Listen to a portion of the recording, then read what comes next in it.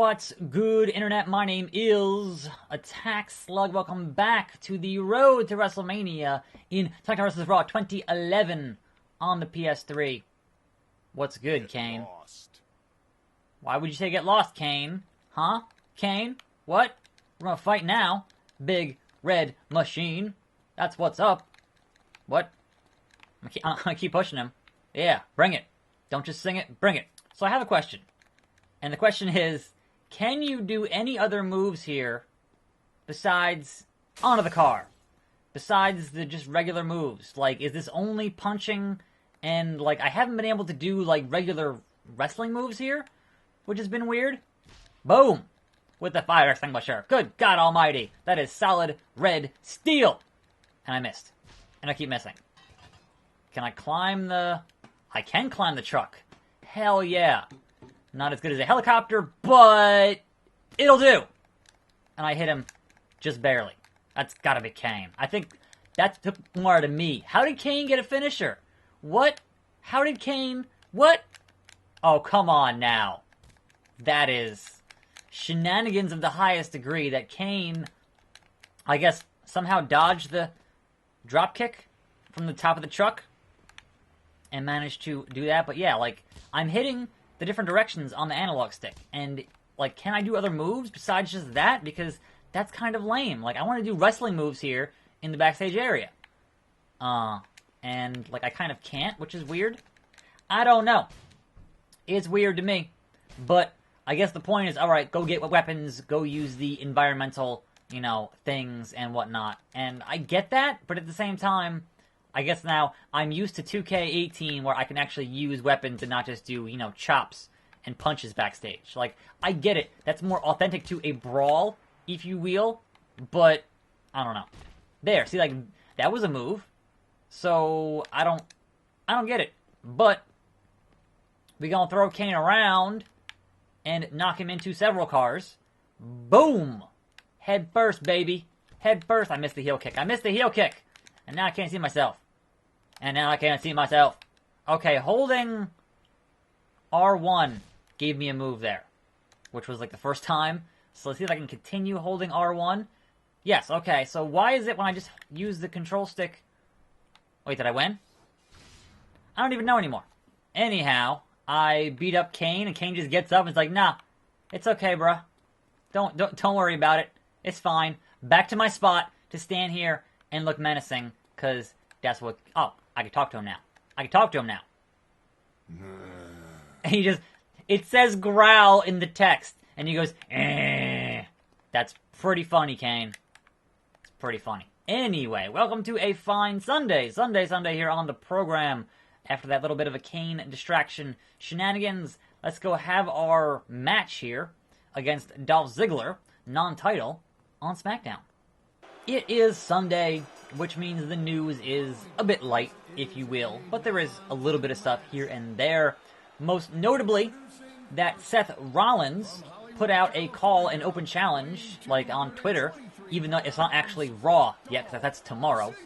And that open challenge was answered on Twitter, or Instagram, or whatever, by Kevin Owens. And I'm like, that's not how open challenges work. It is... Okay, you can tease the open challenge on social media, but the challenge doesn't actually count until you're actually in the arena, in the ring, saying, open challenge, come on down. Because by accepting the challenge on social media by Kevin Owens and then having the WWE branding media acknowledge it, then that's just a match. You're just booking a match. That isn't an open challenge. You're booking a match for Monday. And I'm like, cool, okay, fine, but how much better would it have been if you had Rollins in the ring on Monday night, issues the open challenge, and then Pete Dunne comes out? How much better would that be? But no, we get to see Rollins and Owens again, which, sure, I'm sure it'll be a fine match. We've seen that match a bunch. And how much better would Rollins and Pete Dunne be? Seriously. Anyway, there was that. So I'm almost like, that's kind of not how that's supposed to work, but whatever. And Dolph Ziggler here, gonna show off against the brand new member of SmackDown, Christian, who is, you know, now doing moves with the analog stick and having moves happen, and not just having chops and back rakes happen. So there is that bit of beadness. That's kind of a weird... Oh, referee glitch. Sort of transparent something. I don't know. I'm a clothesline you good. I am Captain Charisma. Anyhow, who? I gotta stop doing that. I mean, I would have taken the win, but gotta stop doing that bit of business. Anyway, elsewhere. Speaking of a member of the Shield, Dean Ambrose, apparently living full-time now, or just about full-time, in Birmingham to be close by to the doctors because he is still trying to aggressively rehab that injury that he had. And I know that Rollins had said in an interview, I guess a few weeks ago, that the current timeline was supposed to be somewhere in the neighborhood of late spring to early summer. But what I'm hearing now is that it's going to be late summer.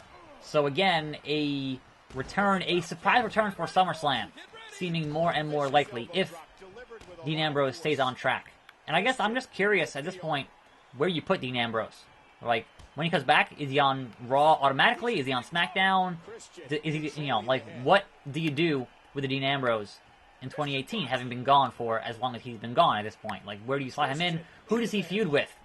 I think it's a much more important question. And how does that go? Because I'm kind of curious. So I guess we'll see in the next, I guess, several weeks or several months at this point. If it's late summer, if it's like August, then that's going to be interesting to see how that plays into your SummerSlam plans and whatnot. And I guess in a larger context, Dolph Ziggler didn't even need the kill switch. In a larger context, is Brock Lesnar going to be at SummerSlam? And we don't even know at this point. Christian comes up with a big win in his SmackDown debut. A victory over the Intercontinental Champion is sure to turn some heads. It may have been a non-title match, but it's definitely a sign that Christian's stock is higher than ever. Speaking of high stock, coming up later tonight, we have World Heavyweight Champion Edge taking on Big Show. That's gotta be Kane. I just beat you up last week, Kane. So what's good? Are you mad about it? Inferno match? Against who? Me? No thank you. No thank you. Kane. Oh right, Kane said we're gonna fight on Superstars. I forgot he said that. Why are we here on Superstars? Why would you have... Okay. You're having an Inferno match on Superstars. Not pay-per-view. Not Raw. Not SmackDown. Superstars. The show you only tape to syndicate in other countries. Superstars. You're having an Inferno match. The show where you put guys that you don't care about because they're jobbers and you gotta fill TV time. Superstars. You're having an Inferno match. That's special. Anyhow, as I was saying, at this point I feel like it's still kind of up in the air whether or not you're gonna see Brock Lesnar even at Money in the Bank, which is obviously the next big show. Challenge match. And that's grappling. So, after Money in the Bank, I'm not sure what show is after that. I'm not sure what the, I'm not sure what shows are in between Money in the Bank and SummerSlam, to be honest. I'm a little bit lost on that. But, we're only getting like one show a month, so what show is the next show that Brock Lesnar, your champion, shows up at? Because I have to imagine if he's going to be going back to do his thing at UFC at some point, he's going to end up having to drop the belt. And when did that happen? And I guess more importantly, who does that happen to? Is a huge question. Does he drop the belt to Roman, or Braun, or somebody else? Because there's always somebody else, I guess. But I would imagine your top two contenders for having that belt go somewhere else would be either Roman or Braun, looking at the past history of things with those two. Also, that's gotta be Kane. I don't appreciate this Kane. I don't appreciate this bit of beardness. I really don't. No, stop. You stop. What? I was trying to run and I hit the wrong button. Because I'm still kind of getting used to these buttons. That's always fun. So yeah, Inferno match here on the show again. I feel like Kane has been in all of those and lost all of those. Because that was back when he wore a lot more clothes and could be set on fire with his clothes. And then put out immediately. But also, I'm not sure if they changed how the Inferno match works here in terms of having to drag guys or how it's going to work. But I guess we'll kind of put in the things and see if we get a prompt for it somewhere, somehow. Side Russian leg sweep onto the Big Red Machine. It is now 500 degrees for Kane. What you gonna do, Kane, when it's 500 degrees? Running wild on you. So I gotta hit circle, and I don't know how to drag in this game, so this is gonna be a problem. I feel like I learned it very briefly and then completely forgot what it was. But you'd think the game would tell me at some point, saying, hey, you gotta hit L2, and then yes. And it's not saying to drag him or not. Is it a pinfall? This is an Inferno match. It wouldn't be a pinfall. Oh no, Kane's pissed. Kane's pissed. Why does he keep doing this to me? Why? Why keep... Oh, man. Again. Kane is not having it. Not having it. Why so salty, Kane? Why so salty? I don't understand. Big Red Machine. I don't get it. Can I reverse a thing, please? And not get hit with a pump handle? Fall away slam? I'd appreciate that. I can't even get to a finisher here, so this is going to be a problem. I can't actually get these reversals to work on time. And Kane just keeps running roughshod on me because he's Kane. I mean, look, I'm not going to argue because it's Kane. If I lose, it's still Kane. But at the same time, the history of Kane in an Inferno match should be Kane loses, not me getting my self set on fire. I can smell the heat from here, says Lawler. Why would you run to the ropes in an Inferno match? That is a terrible idea. Hold triangle here to heal up. Woo! And chop the man. Chop that big tree down. That big red tree. It's going down.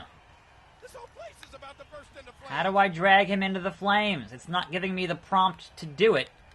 So how much damage do you have to take to actually get him lit on fire? I don't understand. I don't get it. Kill switch engage on Kane. But how do I actually beat him in this match if I gotta pick him up and then do this and then no and then do this and then drag. I'm dragging. Hades has opened up, says Cole. Like, where else do I drag? Did I do it? Did I win? Yay! Hooray. Kane's on fire! Kane's on fire! Through hellfire and brimstone! There it is. That's not how it would happen, but there it is. Take that, Kane. Uh-oh. There is a red mark there right where the stairs are, so... We're in Cincinnati, Ohio. This week's home for Friday Night SmackDown. Thanks, Cole. What's gonna happen right... Oh, holla, holla, holla. Let's find out just what Tilo wants tomorrow on this channel. Thanks for watching. I'm Attack Slug. More videos every day. See you next time right here on this channel. And I'm out.